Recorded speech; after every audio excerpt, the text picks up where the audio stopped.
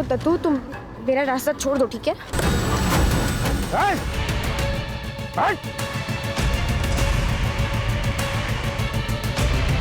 तो ठीक तो ना मंजू? मंजू, छोड़ूंगा नहीं मैं तुझे। चल घर चल, चल चल चल।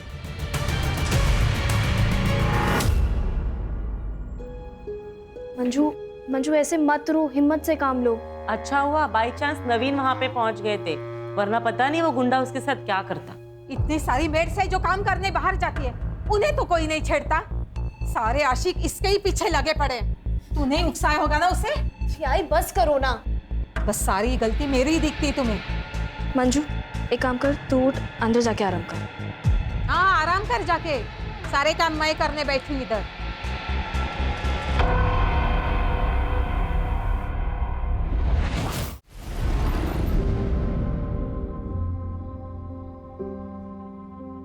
मंजू, ये कितना गीला पोछा लगा रही है? लादी कब सूखेगी? 50 बार समझा चुकी हूँ।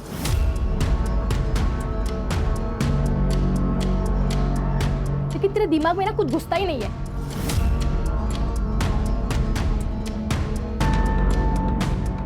यूजलेस।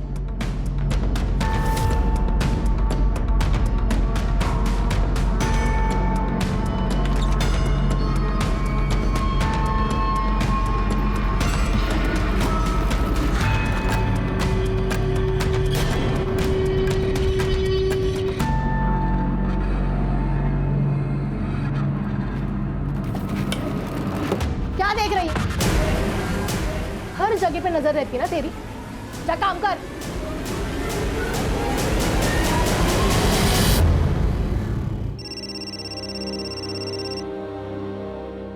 किशोर, ताई का फोन है। कैसी है बेटा? मैं ठीक हूँ आई। पैसे मिल गए थे ना? आई, मैं बाद में बात करती हूँ, मुझे लेट हो रहा है।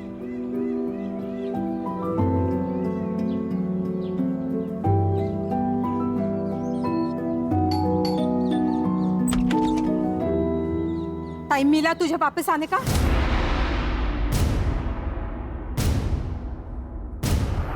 सॉरी भाभी, वो थोड़ा लेट हो गया। सॉरी भाभी, इतना लेट आई है, अभी खाई खाई में काम करेगी। नहीं नहीं भाभी, आप टेंशन मत लीजिए, मैं अच्छे से काम करूंगी। खाई खाई के चक्कर में ना कहीं गंदगी नहीं रह जाए। और हाँ, वो मीता के घर जाके आई या जाना बाकी है? नहीं भाभी, बाकी है। अभी तो मैं शिल्पा भाभी के घर से आ रही हूँ। सुन, तुझे ना पैसों की जरूरत थी, इसलिए वो शिल्पा के घर में काम करने बोला था। वो तेरा पार्ट टाइम है, ये फुल टाइम है। लेकिन तुझे मेरे घर के काम की और मीता के घर के काम की बिल्कुल चिंता नहीं है। बेटा दिया घाई घाई में काम करती है।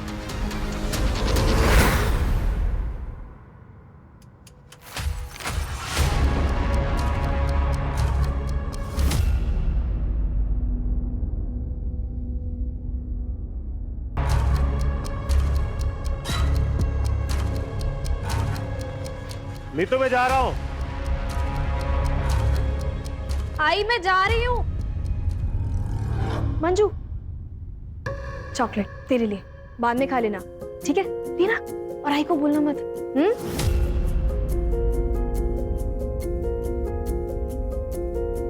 बाय। अरे मंजू तू आ गई? आजा। जी भाभी।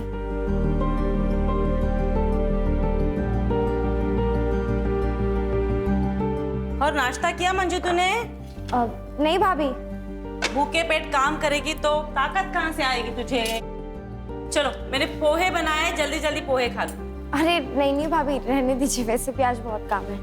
अरे खा लो। नहीं नहीं भाभी, मैं कह रही हूँ ना। चलो रख दो वो काम वहाँ पे। अरे नहीं तू भाभी, बैठ जा। अभी झाड़ू फिर भाभी के नहीं, घर बाद में करते हैं ना काम। तू बैठ जा, बैठ जा। चल पोहे खा ले, ठीक है? मैं आती हूँ।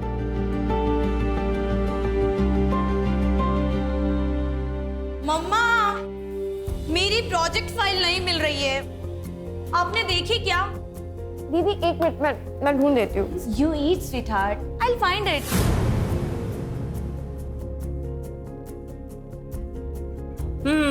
ये रही तुम्हारी प्रोजेक्ट फाइल। मैंने कल ही मंदिर में रखी थी।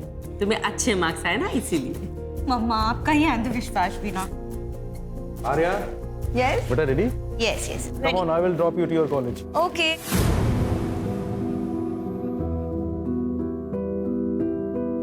बाय मम्मा। बाय बेटा। Bye bye Manju.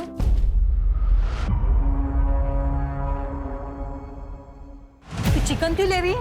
वो मैं जब बना रही थी तो आपने इसे साइड में रखा था तो मुझे लगा मिले होगा। तू कोई महारानी है क्या कि तेरे लिए मैं अलग से निकाल के रखूंगी? ये हमारे कुत्ते के लिए। तेरा खाना इधर है,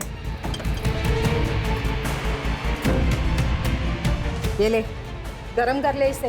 ये छोले तो मैंने पिछले हफ्ते बनाए थे ना, तो क्या हुआ? खाना फेंक दूं? खा ले चुपचाप। एक हफ्ते का पुराना खाना और तुमने खा लिया मंजू?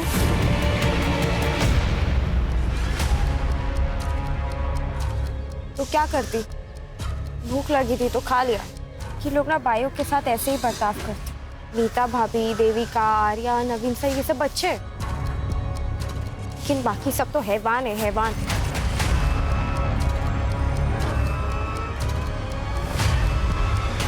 मंजू क्या करे उधर? घर आके कुछ काम ही कर ले। क्या चक्कर क्या चल रहा है वो वॉचमैन देवेंद्र के साथ? सुन, अगर फिर से हो गई ना तो घर से बाहर फेंक दूंगी तुझे। नहीं भाभी, आप जैसा सोचो ऐसा कुछ नहीं है। अब मुंह बंद कर, जल्दी जाके सब्जियां लेके आ।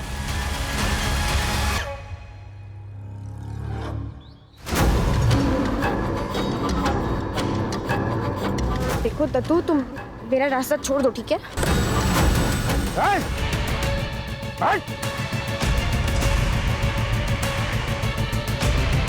तो ठीक तो ना मंजू? मंजू, छोड़ूंगा नहीं मैं तुझे। चल घर चल, चल चल चल।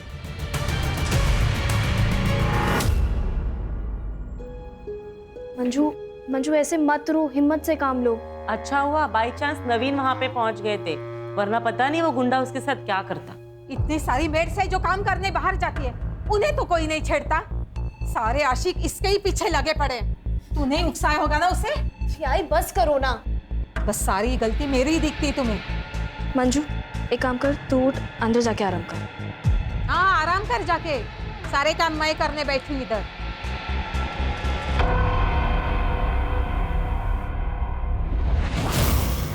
बेटा मेरी मजबूरी थी, नहीं तो तुझे काम पर कभी नहीं जाने देती। खुद मेहनत करके दोनों को पाल लेती। और तेरे बाबा के बारे में तो जानती है ना, सारा पैसा दारू में उड़ा देते हैं। मुझे पूरा यकीन है एक दिन ये सारी मुसीबतें खत्म हो जाएंगी।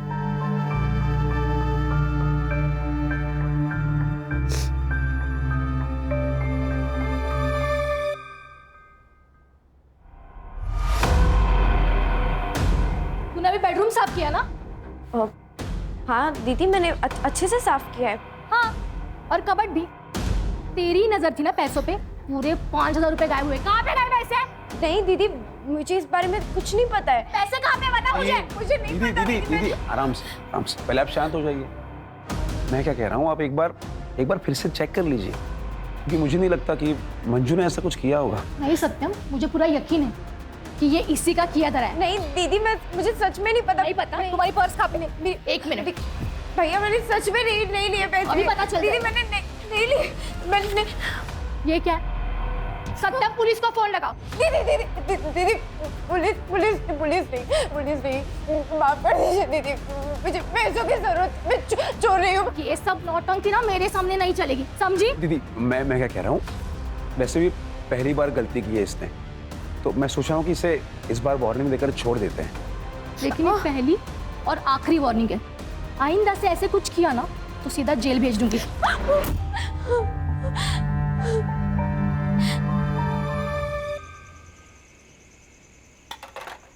मंजू क्या कर रही है? चलते। अरे लेकिन कहाँ? अरे यार, मम्मा पापा देविका के पेरेंट्स के साथ बाहर गए, हम भी कहीं चल के पार्टी करते हैं ना। लेकिन दीदी हम जा कहाँ रहे हैं बताइए तो। अरे तुम बैठो, हम लॉन्ग ड्राइव पे जा रहे हैं। सिट।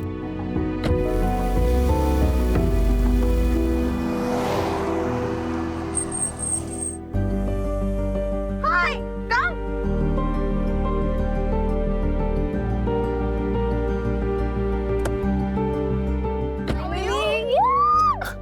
कैसी है? I am good. अरे इसी में लिए? हाँ यार, चलो फिर मजा आने वाला है। चले मंजू, चलो।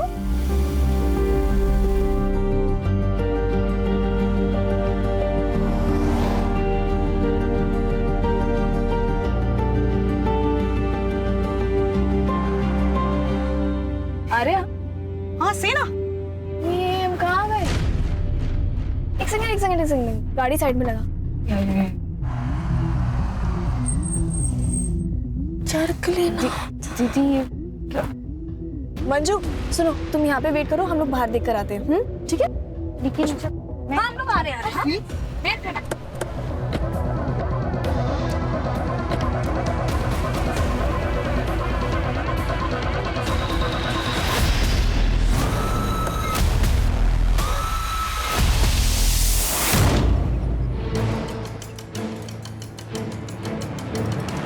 अरे तू अब तक मीता के घर काम करने गई नहीं? मैं अब वहाँ काम नहीं करती भाभी। मैंने आप पास ही में दूसरा छुट्टा काम ले लिया है। हैं? ऐसा क्यों? वहाँ काम बहुत होता है ना भाभी, इसलिए।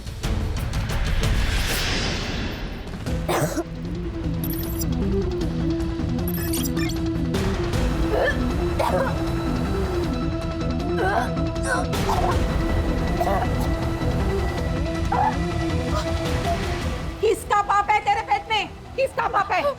उस वॉचमैन का ना? बोलती क्यों नहीं? चिल्ला क्यों रही है?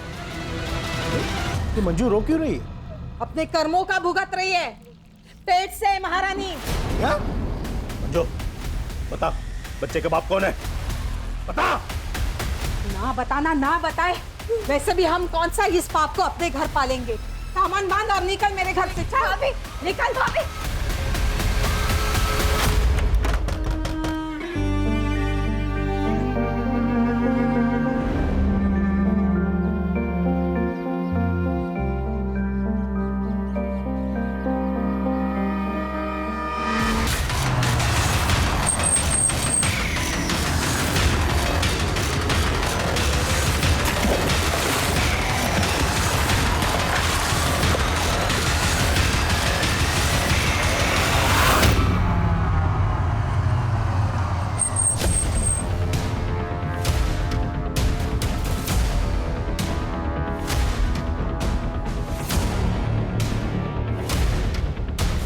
सर, पास के झोपड़पट्टी वाले को नाले में एक थैलियाँ मिली है। इस थैली के अंदर बॉडी के टुकड़े मिले।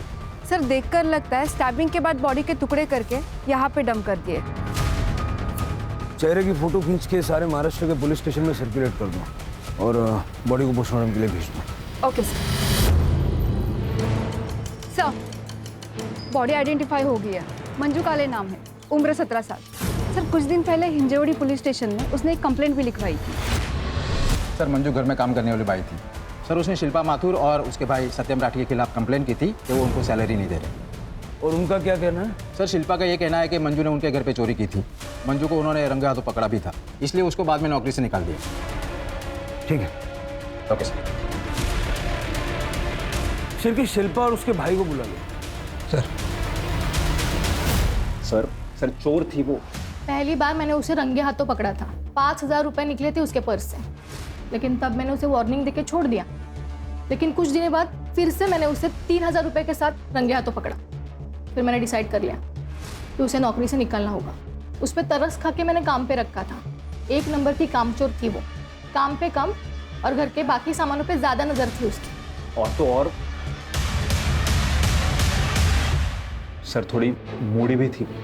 इन लोगों को बस मुफ्त का पैसा चाहिए होता है। वैसे तो मंजू मेनली नवीन और बलराज के घर पे काम करती थी, पर उसे पैसों की बहुत ज़रूरत थी, इसलिए मैंने उसे पार्ट टाइम जॉब पे रख दिया था। पर मुझे क्या पता था कि वो हमारे घर पे ही चोरी करेगी। गणेश भाई सर, मंजू जहाँ जहाँ काम करती थी ना, वहाँ के एड्रेस जरा लिखवा दीजिए।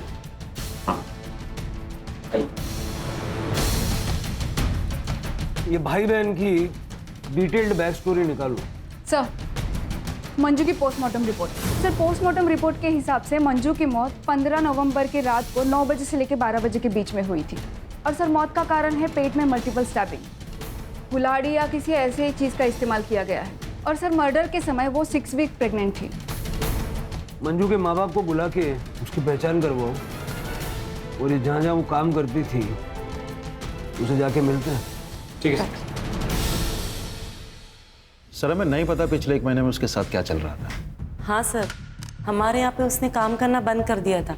और वो नीतू, उसके पास तो वो काम करती थी। नीतू हमारे यहीं पे बगल में रहती है सर। हमारे फैमिली फ्रेंड्स हैं वो। तो उसने आपके घर से काम क्यों छोड़ दिया? पता नहीं सर, हम तो उसके साथ बहुत अच्छे से व्यवहार करते थे। इनफैक्ट मैंने उससे कारण भी पूछा, पर उसने कुछ भी नहीं बताया। आपको पता था मंजू प्रेग्नेंट थी? नहीं सर, मुझे तो पता ही नहीं था। मुझे तो तब पता चला जब नीतू ने उसको काम से निकाला। प्रेग्नेंट थी वो, और बता भी नहीं रही थी कि बच्चा किसका है। हमारे घर में जवान बेटी है, उस पर क्या असर पड़ता, इसलिए मुझे उसे काम से निकालना पड़ा। मंजू ने आपको बताया था वो कहाँ जा रही है? अपने गांव अंबेगांव जाने वाली थी वो, अब 1 हफ्ते पहले, है ना? हाँ। आपको पता मंजू का रिलेशन किसके साथ था? मेरा मतलब है उसके बच्चे का बाप कौन होगा? मुझे पक्का यकीन है वो हमारा वॉचमैन ही है। देवेंद्र नाम था उसका। घंटों बातें करते रहते थे वो। एक दिन तो मैंने देखा था मंजू के गले में हाथ डाल के खड़ा था वो। मंजू, अंदर आजा, क्या करे उधर? हमारा शक तो तब गहरा हुआ जब मंजू के जाने के अगले दिन ही देवेंद्र ने भी काम पे आना बंद कर दिया। उसने सोसाइटी के सेक्रेटरी को बताया कि उसे कहीं और जॉब मिल गई है। मंजू की किसी के साथ कोई दुश्मनी, लड़ाई झगड़ा ऐसा कुछ था? नहीं सर, उसकी तो किसी से भी कोई बातचीत नहीं थी। वो तो अपने आप में ही रहती थी। ये वॉचमैन का क्या नाम बताया आपने? देवेंद्र यादव। उसका नंबर दे दीजिए। सर, देवेंद्र यादव ने बताया कि वो सातारा में जॉब करता है। उसने कहा कि कल वो थाने आ जाएगा। और सर ये शिल्पा के भाई सत्यम को जुए खिलाता है। इसने बहुत सारे लोगों से पैसे भी उधार ले रखे हैं। इतना नहीं, इसने बहुत सारे लोगों से मारपीट भी की है। मतलब हो सकता है कि पैसों का जोल सत्यम ने किया और इल्जाम मंजू पे डाल दिया। लेके आओ इस सत्यम को। तो तूने शिल्पा से पैसे नहीं चुराया? सर वो मैंने कहा ना सर, मैंने कोई पैसे नहीं लिए सर। चोरी तो मंजू ने की थी सर।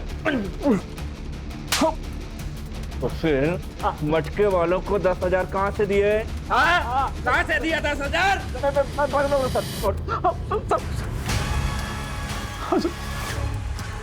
मैं दीदी के कबड़ से छोटी छोटी अमाउंट लिया करता था सर, ताकि दीदी कभी नोटिस ना कर पाए। एक दिन मंजू ने मुझे ऐसा करते हुए देख लिया सर।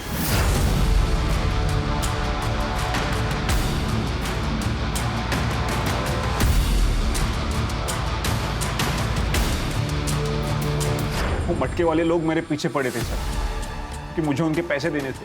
इसलिए सर एक दिन मैंने सीधे 5,000 रुपये निकाल लिए और फिर दीदी को शक हो गया ना, इसलिए मैंने वो पैसे फिर से मंजू की पर्स में रख दिए और फिर दीदी को मंजू की पर्स से वो पैसे मिल गए सर। फिर भी मैंने दीदी से कहा था सर मंजू को एक और मौका देने के लिए। बोला बनता है। इसका डीएनए सैंपल लो और शहर से बाहर जाना नहीं, अच्छे बच्चे की तरह घर में रहना। चल इसका सीडीआर और लोकेशन निकल लो। देखो 15 नवंबर की रात को था। सर मंजू के घर वाले आए, उन्होंने बॉडी आइडेंटिफाई कर ली। मंजू हमारी पहली और आखिरी उम्मीद थी साहब, तो वो भी चली गई। हमारी बच्ची कभी घर पहुंची ही नहीं। आपको पता है आपकी बेटी 6 वीक से प्रेग्नेंट थी? या उस बच्चे का बाप कौन था? क्योंकि नवीन और बलराज की फैमिली का कहना है कि मंजू को भी नहीं पता था कि उस बच्चे का बाप कौन था। झूठे है सबके सब। मंजू को मालूम था, तभी तो उसे सुनसान जगह ले जाकर तमंचा दिखाकर उसका बलात्कार करवाया गया। मेरी बच्ची की जिंदगी को बर्बाद कर दिया। आपको यकीन है कि ऐसा ही हुआ था? कैसी बात कर रहे हैं साहब? पर आप खुद भी सोचिए ना साहब, कोई भी माँ बाप अपनी बच्ची के बारे में जानबूझकर ऐसी बात करेगा? साहब हम दोनों वहां बात करने भी गए थे उनसे, जब मंजू ने हमें बताया। बहुत हो गया, झूठा इल्जाम मत लगाना हमारे ऊपर। और हमारी बच्ची झूठ क्यों बोलेगी?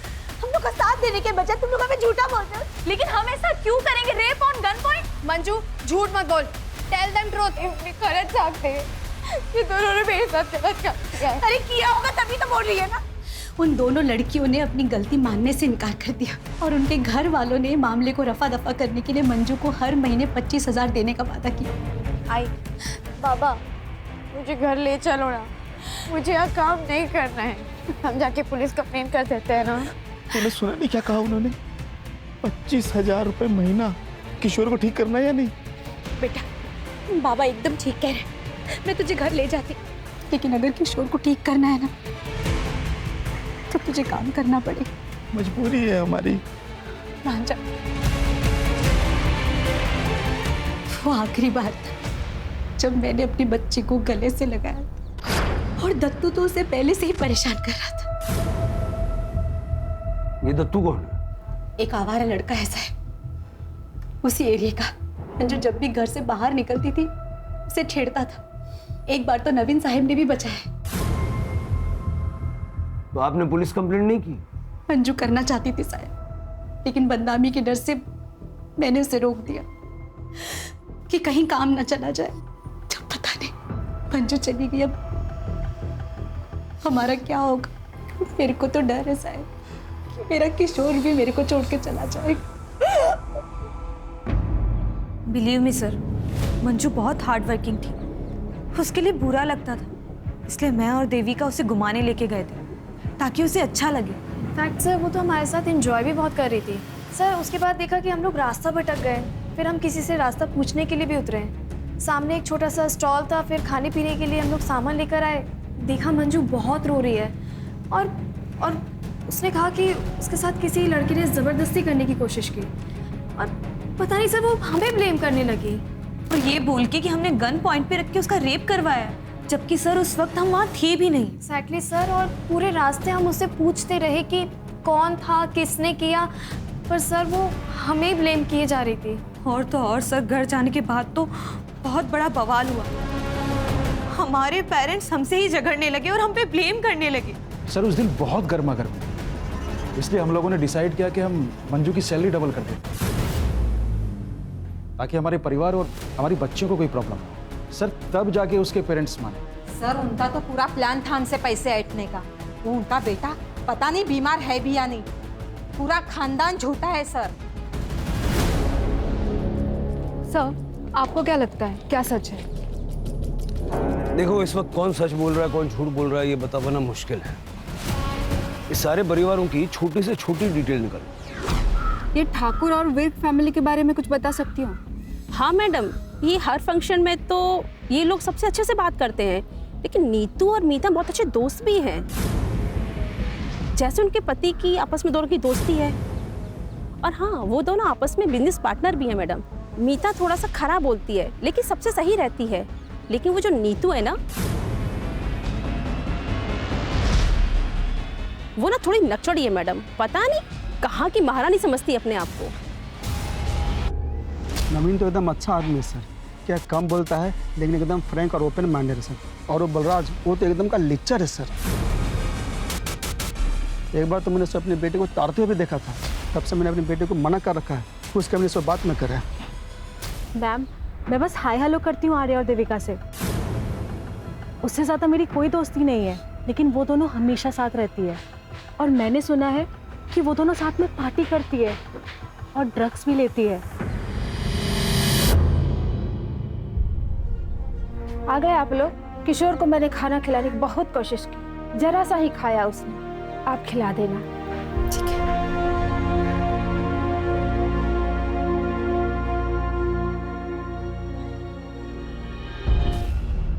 हो सकता है ये दोनों फैमिली झूठ बोल रहे हैं। इनको पता है कि मंजू का रेप किसने किया, या फिर ये दोनों लड़कियां झूठ बोल रही हैं और इनका परिवार इनकी मासूमियत पे भरोसा कर रहा है। सर ऐसा भी हो सकता है कि सावित्री और गंगू झूठ बोल रहे हैं। हो सकता है कि इन लोगों ने ब्लैकमेल करके अच्छा पैसा बनाने की सोची, या फिर मंजू उतनी सीधी थी ही नहीं, इसलिए ये दत्तू टाइप के लड़के उसके पीछे पड़े रहते। बहुत कंफ्यूजिंग है सर। दत्तू मिला क्या? सर अभी तक नहीं। वो और उसकी बहन योगिता दोनों अंडरग्राउंड है। सर पता चला है कि योगिता से पहले वो विर्क और ठाकुर फैमिली में काम करती थी, लेकिन सर बीमारी के कारण वो काफ़ी छुट्टियां ले रही थी, इसलिए उन्होंने योगिता को हटा के मंजू को परमानेंट काम पे रख लिया था। मतलब योगिता के पास भी मंजू से बदला लेने का मोटिव था। ये भाई बहन को जल्द से जल्द ढूंढो। सर, वॉचमैन यादव आ गया। ऐसा कुछ भी नहीं था साहब, आप भी उन लोगों की तरह गलत समझ रहे हो सर। वो मेरी बहन जैसी थी। बहन, मुंह बोली बहन, ये सब बहाने बहुत फालतू लगते हैं। बात समझ में आ रही है? सर कसम खा के कहता हूँ साहब, उसको मैं बहन मानता था। उसके जाते ही तूने जॉब क्यों छोड़ी? सातारा में अच्छी जॉब मिल गई थी और पेमेंट भी अच्छी थी, इसलिए मैंने वो जॉब छोड़ दी। और साहब ये तो इत्तेफाक था कि मंजू ने और मैंने साथ में जॉब छोड़ी। साहब जाते वक्त मंजू ने मुझे बाय भी नहीं किया। मंजू का मर्डर हो गया है और तुझे बाई की पड़ी। हाँ? नीतू विर्क ने बताया कि मंजू की प्रेगनेंसी का जिम्मेदार तू है। क्या? अब ये मत बोलना कि तुझे पता नहीं था मंजू प्रेग्नेंट थी। नहीं साहब, मुझे पता था। नीतू मैम ने मुझसे बात की थी जब उनको पता चला कि मंजू प्रेग्नेंट थी। सच बता यादव, तूने ही मंजू को प्रेग्नेंट किया है ना? नहीं मैम साहब, वो मेरी बहन जैसी है, पर मुझे पता है वो किसकी वजह से प्रेग्नेंट है। किसकी वजह से? नवीन साहब। मैडम 1 महीने पहले नवीन साहब ने उसके साथ रेप किया था और इसी वजह से मंजू ने उनके घर का काम छोड़ दिया था। ये बात मुझे खुद मंजू ने बताई थी। भाई यादव, मानना पड़ेगा, कहानियां बहुत अच्छी सुनाता है, लेकिन पुलिस के आगे कहानी सुनाने पे तालियां नहीं तमाचे मिलते हैं। कसम खा के कहता हूँ साहब, मुझे ये बात मंजू ने बताई थी। मुझे मंजू पे पूरा भरोसा था। वो बहुत खुददार और प्यारी लड़की थी साहब। वो अपने परिवार के लिए दिन रात काम करती थी। उसको अच्छी जिंदगी मिलनी चाहिए थी साहब। उसके खुली को मत छोड़ना। याचा DNA सॅम्पल घेऊन मग याला पाठवा जा। तो यादव सच बोल रहा है ना, या झूठ? देवेंद्र ने मुझे बताया था कि नवीन ने मंजू का रेप किया था। मैंने ये बात मीता को भी बताई थी और बाद में मेरे हस्बैंड ने भी मुझे कंफर्म किया था। मतलब तुम भी ये बात पहले से जानते थे? जी सर, नवीन ने 1 महीने पहले ही मुझे बताया था। जिस रात मंजू ने लड़कियों पे इल्जाम लगाया कि गन पॉइंट पे उसका रेप करवाया गया। क्या तूने मंजू का रेप किया?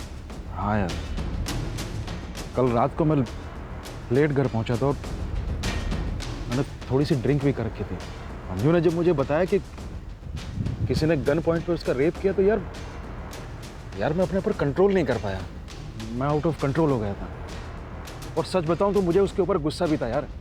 उसने बेवजह हमारी बच्चियों को इसमें घसीटा है। मैं तो सिर्फ कंसोल करने की कोशिश कर रहा था यार, बस।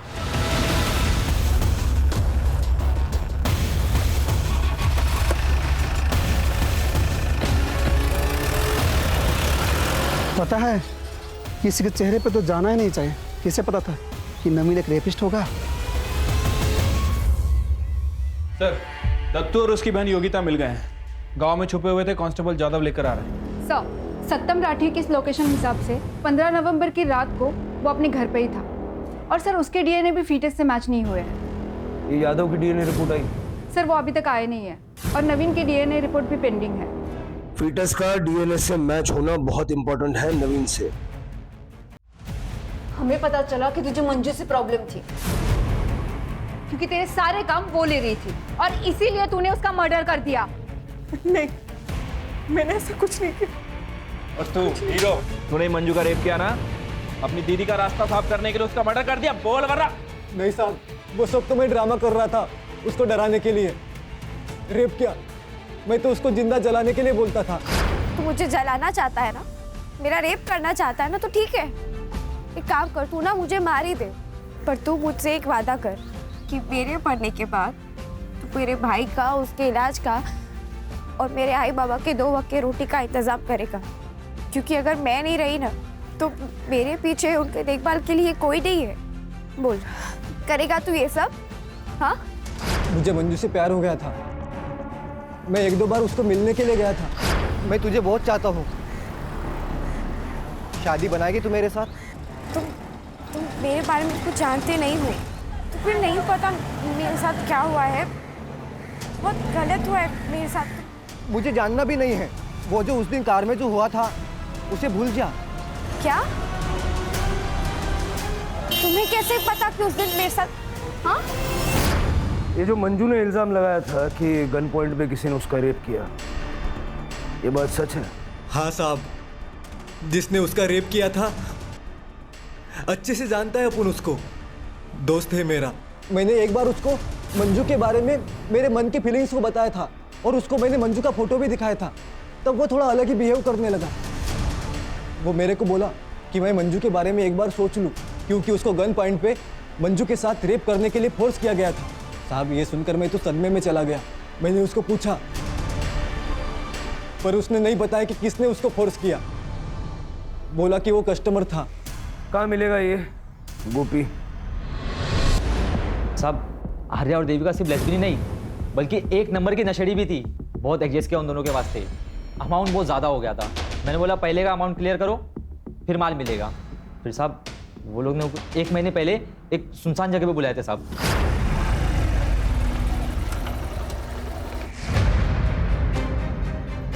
कहाँ है मेरे पैसे? गाड़ी में।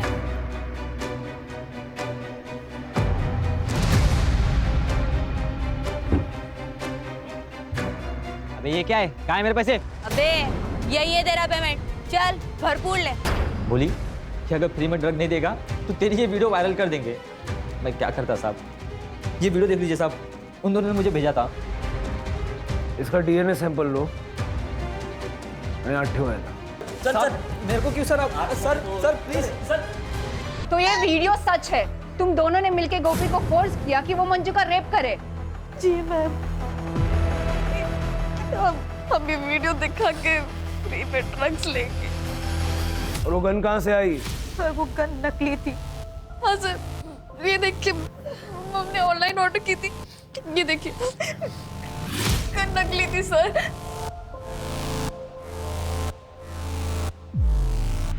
और इसके बारे में क्या कहना है सर? बच्चे क्या कर रहे हैं? कभी जानने की कोशिश की आपने? सारे माँ बाप को लगता है कि हमारे बच्चे बहुत अच्छे हैं, बहुत सीधे हैं, लेकिन बच्चों की हरकतों पर नजर रखने की जिम्मेदारी भी माँ बाप की होती है। क्यों चला दो गिन्ना? चलो।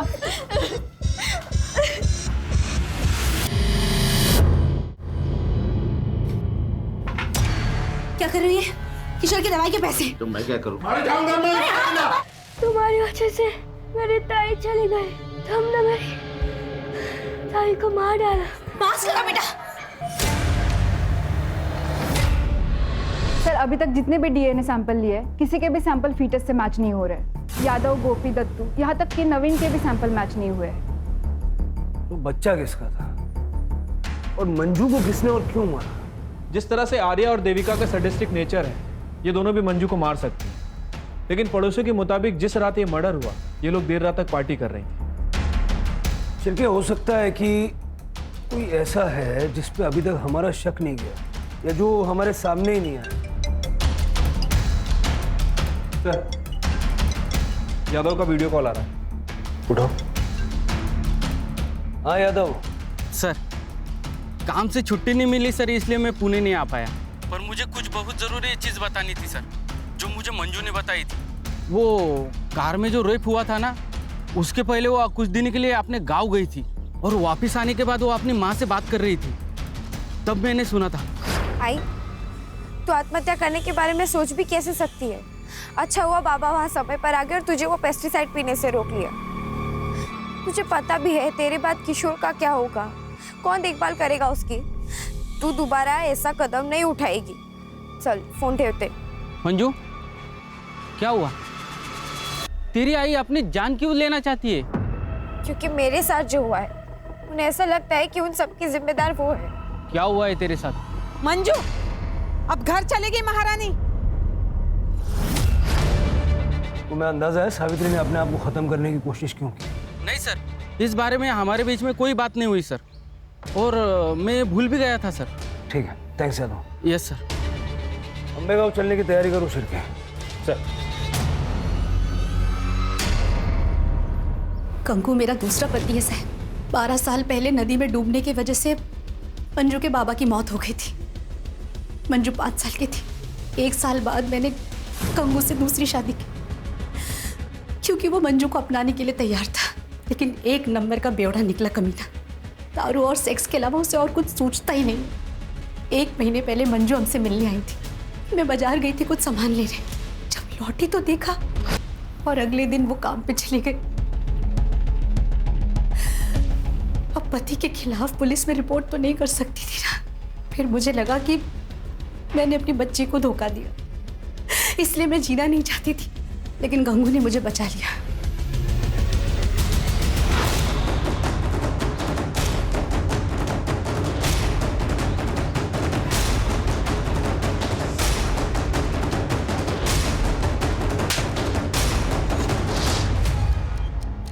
सर जैसा कि सावित्री ने बताया था, गंगू ने ही मंजू का रेप किया है। सर फीटस डीएनए के लिए भेज दिया है। सर 15 नवंबर का सीसीटीवी फुटेज मिल गया है। तालाब पे जाने वाले रोड का सीसीटीवी फुटेज। सर 15 तारीख की शाम को 5 बजे के आसपास नवीन की गाड़ी यहाँ से गुजरी है। लेकिन नवीन ने तो कहा था कि उसकी गाड़ी बलराज लेके गया था खंडाला बिजनेस मीटिंग के लिए, और रात को लौटा था। नहीं सर, वो झूठ बोल रहा है। ये देखिए दूसरे कैमरे के सीसीटीवी फुटेज। लेके आओ दोनों को।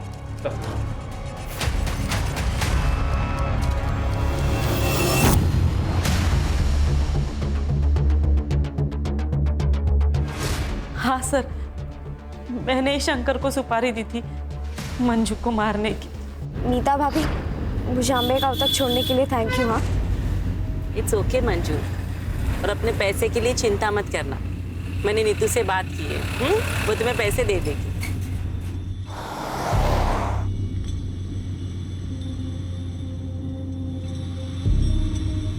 ये हम कहाँ जा रहे हैं? कि मेरे गांव का रास्ता तो नहीं, हम कहाँ जा रहे हैं?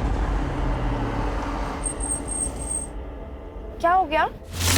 गाड़ी क्यों रोक दी? सर मुझे डर लग रहा था कि उसकी प्रेगनेंसी की बात कहीं बाहर ना आ जाए। शर्म नहीं आई? एक महिला होके तुमने अपने पति के घिनौने काम को छुपाने की कोशिश, यहाँ तक कि मंजू का खून कर दिया। और वैसे तुम्हें बता दूं, मंजू के पेट में जो बच्चा था नवीन का नहीं था। लेके जाओ इनको। चलो मैडम, चलो। Thank you. जब भी पुणे आओगे मिलना जरूर, ख्याल रखना। सर गंगू का डीएनए फीटस से मैच हो गया है, जैसा कि देवेंद्र को प्रॉमिस किया था। मंजू को इंसाफ दिला दिया सर। सर वो किशोर काले, मंजू का भाई, उसकी डेथ हो गई। सर जब से हम अम्बे गांव से वापस आए तब से उसने ऑक्सीजन सप्लाई और दवाई लेने से मना कर दिया था। संभालो अपने आप को। सर अगर ये सो कॉल्ड पढ़े लिखे लोग मंजू को जिंदा रहने देते तो कम से कम किशोर तो जिंदा होता। फिर के हमारी सर्विस में इमोशन का कोई काम नहीं। वैसे तो तुम काम ही नहीं कर पाएंगे। अब यही प्रार्थना करो कि वो दोनों भाई बहन जहाँ कहीं भी हों खुश हों।